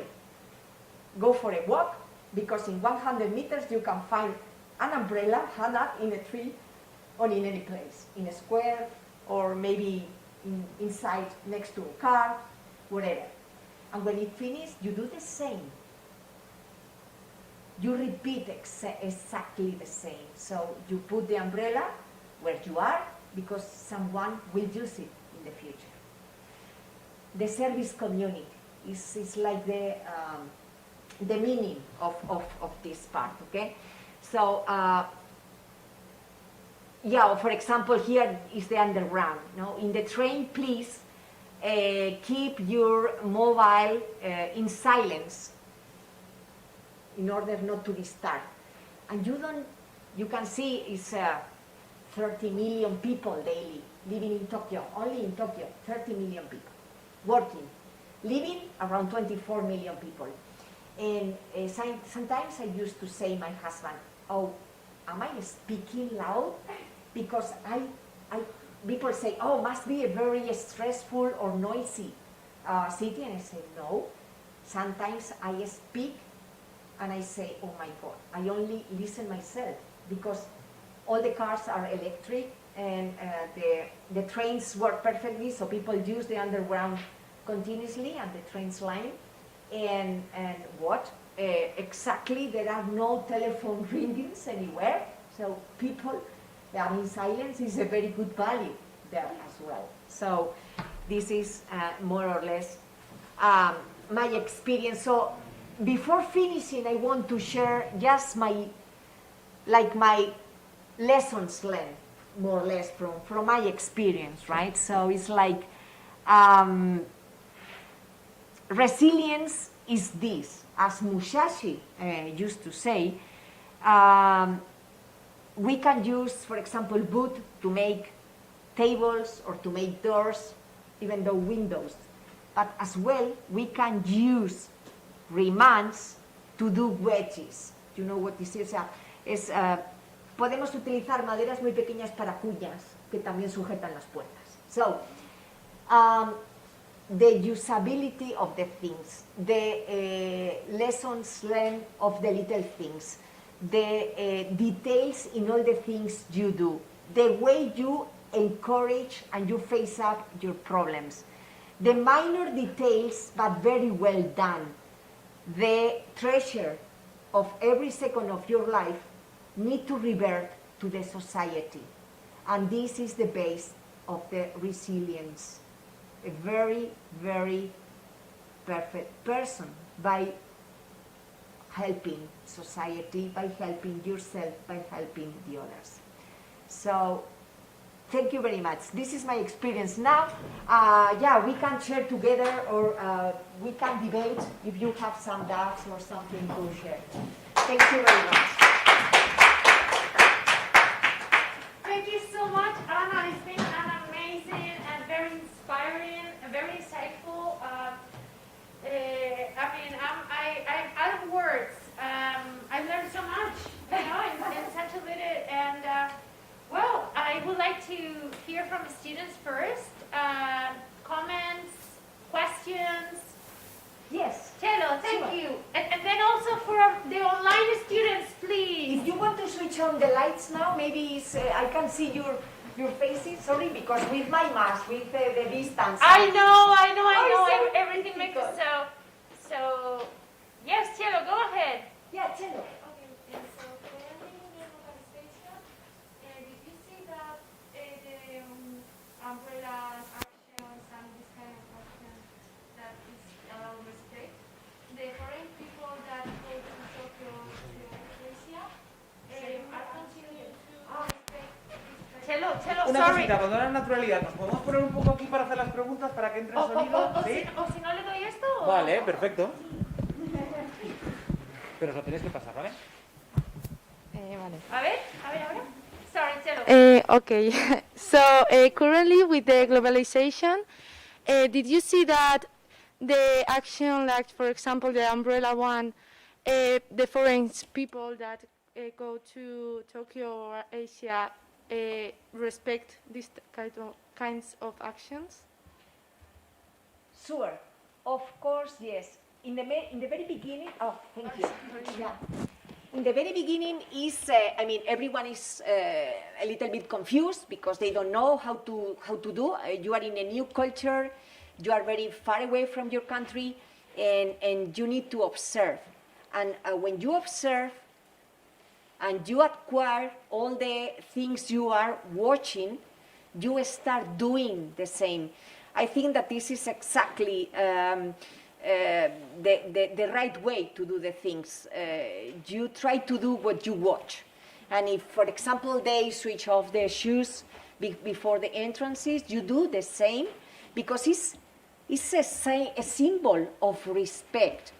And if, for example, you go to a temple and you see what people do and you do the same, it's a symbol of respect. Everything you copy from them is a symbol of respect. Then it's like you are introducing in their culture step by step by copying what they are doing and trying to assimilate for your own culture later. Because now I am in Europe, I am living in Spain again, and I am doing many things exactly as I used to do there and as I learned because I like it, because I think are good. So when you, if the things are enriching for you, you do them. So I think that foreigners follow the culture. It's very easy to follow because you see immediately that revert to the society and is positive for everyone. Yes, sure. Yes. No, why I don't want to. Okay. Thank you for the meeting. Do you think that here we have a collective mentality, like not like in Japan, but do you think that we have here a collective mentality? You or mean? it's more individualized society? Yeah. Yeah, because this is actually one of the things that when they compare Western and Eastern societies in terms of stereotyping, maybe in a way, they say that Asians have a more collective mentality, and the Western societies are very individualistic. And the form to no sé, contrarrestar el virus. Counter the virus, it's different in the two worlds, no? Yeah, they are within. Yeah, I think they don't have too much cases. Yes. And they are managing maybe because it is an isle, and this is something that we have to take into consideration. And maybe, well, they are controlling because they are in an isle a little bit different from a big countries. But, well, there are millions of people living there. And well, as they respect so much the rules and they are so disciplined with the things, since they are child, maybe for them it's a little bit easier. Of course, maybe regarding your first question, and I agree as well with Shanna, we are a little bit more individual, but I think that these kind of things like the pandemic help us to change a little bit and think in the community. Now you are all with the mask, and me too. And you don't. Do you know why? Because we are thinking in a community service. Because you maybe don't. I mean, are healthy, and I am healthy, but I think on you, and this is why I take my mask. And I think this is an exercise of community thinking way. Of course, pandemic never should have come. It is a pity. But from a positive point of view, if we learn things from these terrific moments, this is one of them. Thinking in community service, thinking in the others. Even though you know you are healthy, you are using your mask because you are in a group now. Good exercise. We are using or moving from the individual way of thinking to the community way of thinking. Yeah.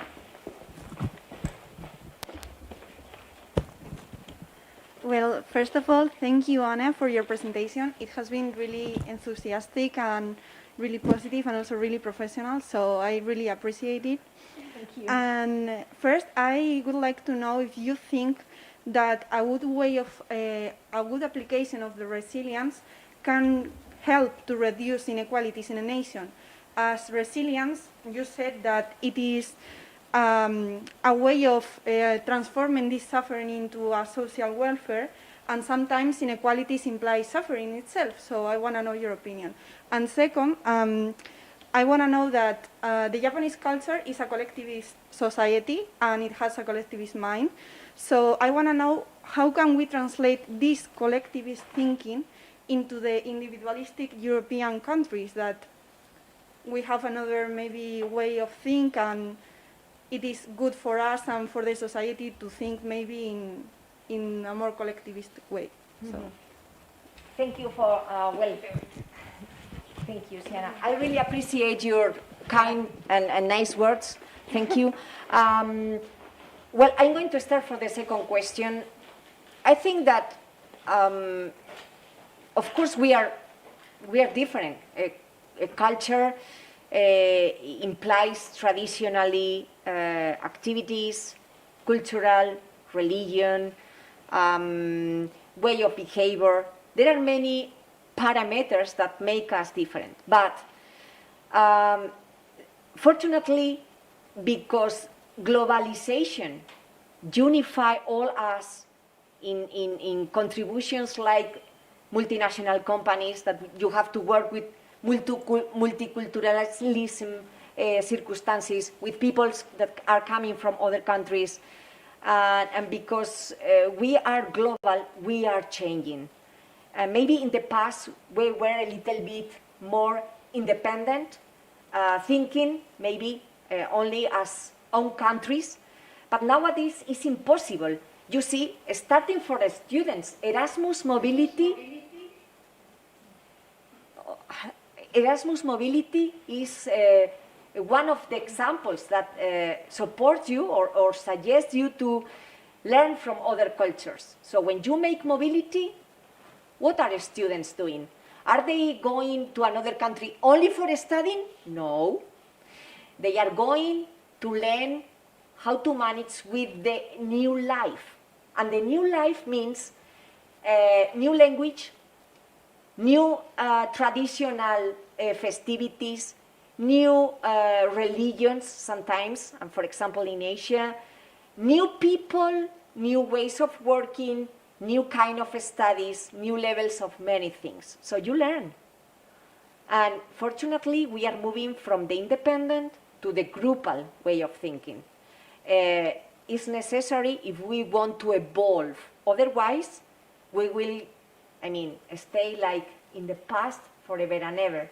And I think that we are technologically advanced in order to appreciate what means new knowledge and acquire it.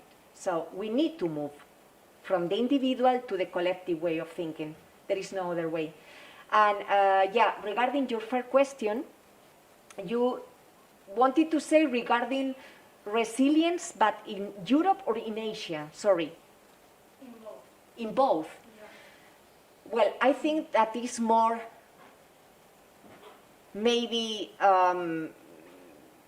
it's an ancient way of philosophy. So I think that is more deeply in Asia than in Europe. But step by step, I think that we are moving as well to this kind of behavior. And I think that resilience is not well known in some kind of, I don't know, maybe our grandparents that has to work very hard to get maybe a job or to get a university career diploma or they were more used to fight with problems. Nowadays, fortunately, youngest and middle people are more comfortable, right? We are living more so easy way, like to say. But like pandemia, everyone suffer and says what is the terrific problems that are derived from a thing like this. Yeah, resilience come to our lives. There is no other possibility. So I think that it started in Asia and we are moving to that without thinking, just because the circumstances. It's something strange and it's weird, but it's happening like this. So I don't know if I give you answer, more or less. Very Yeah, good. more questions. Yeah. Oh, yes. Okay, very good, Virginia. Thank you. Hi, yeah, first of all, again, thanks a lot for your speech. It was very enlightening. Well, since you were talking about how Japan works as a very selfless society, I mean, in contrast with what we have here in Europe or the Western societies, I would like to know, like, for example, here in Europe, we see some people that refuse to wear their masks or they refuse to stay at home. And I assume that in Japan, probably in a minor percentage, they also experience that with some people. Yeah. And I would like to know what's the approach of the society or the government with these people, like how they treat them. Yeah, you mean the people that don't the people that don't respect the rules? Yeah, you mean? yes. Yeah.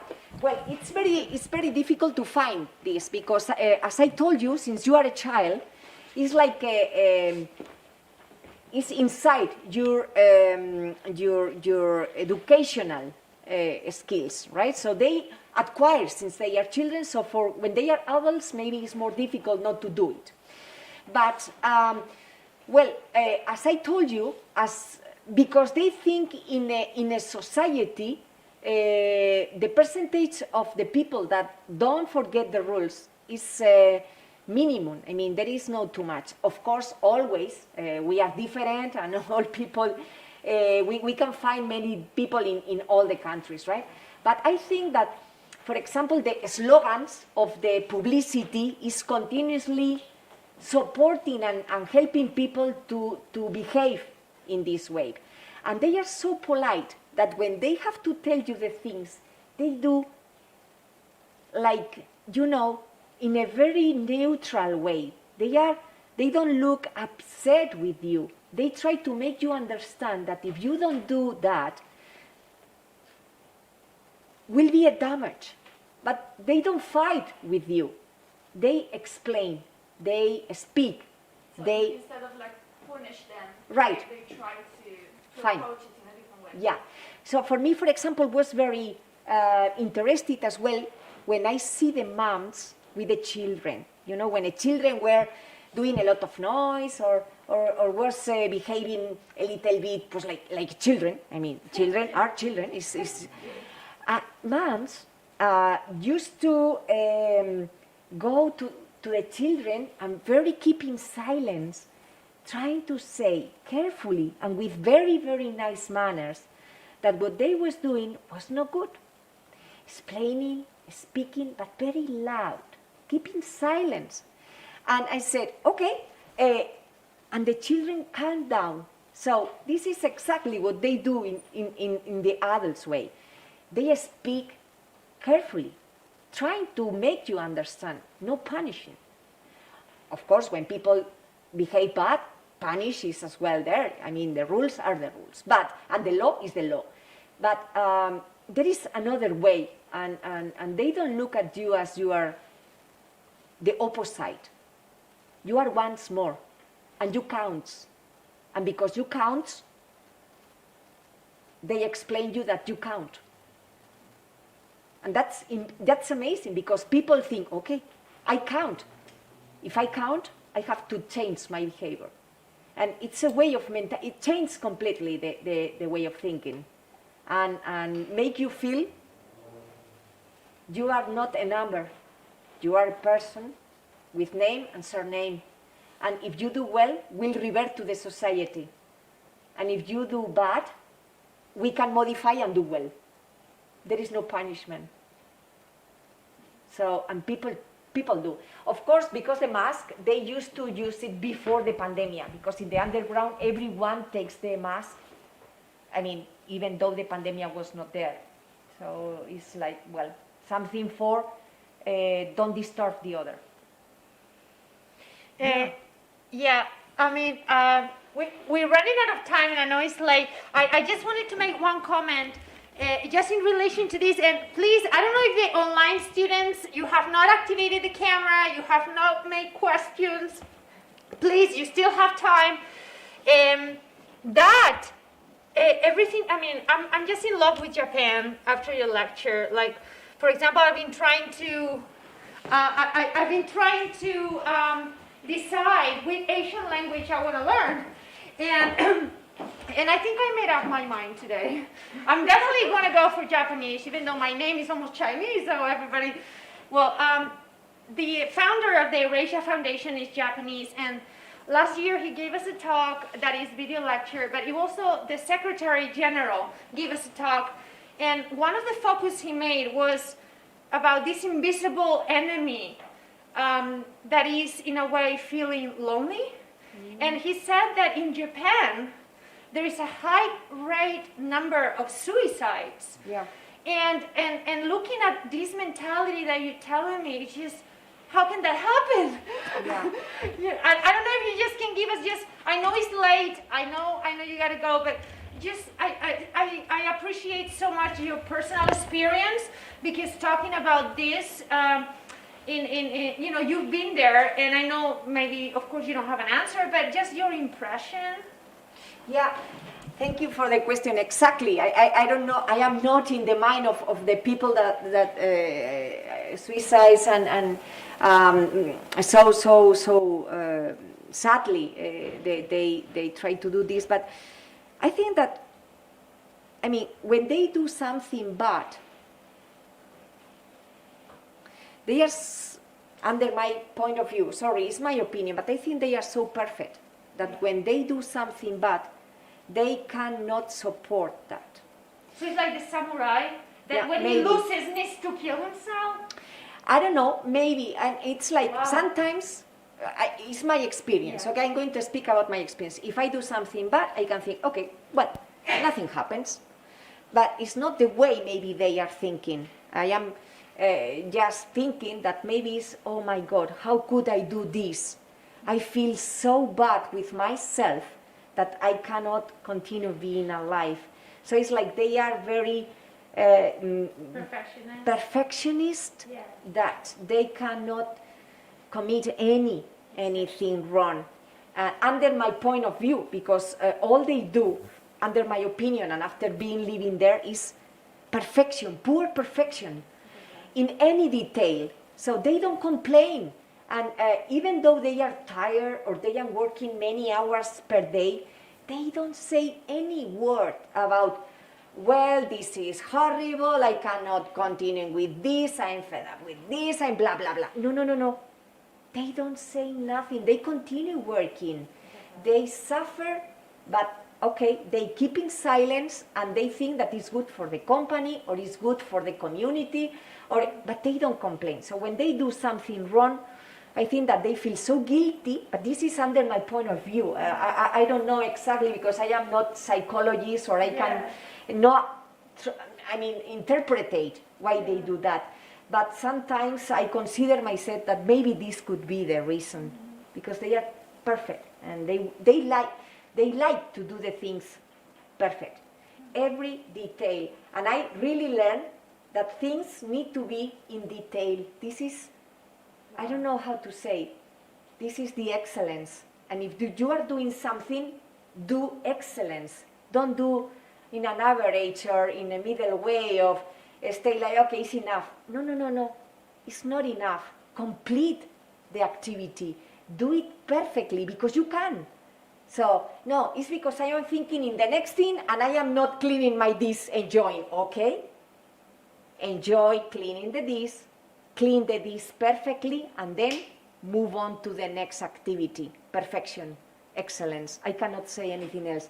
My experience was, yeah, for me was a little bit difficult in the beginning when I arrived to understand, and at the end, understand the way of changing. So, I don't know, was exactly something really amazing and astonishing in my life. So I'm really happy that I can share with you this experience.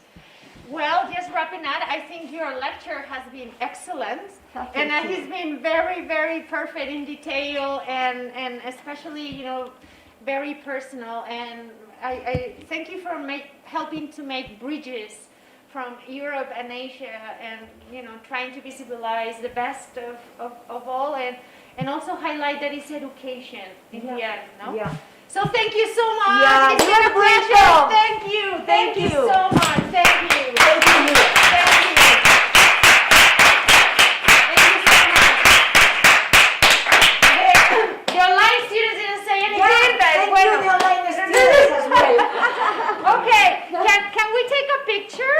Yes? Yes, sure. Okay, thank you so much. Ay, me ha encantado, de verdad, es una maravilla, de verdad. Por favor. Me ha encantado, de verdad. Aventuras del día a día. Muchísimas gracias. A ti.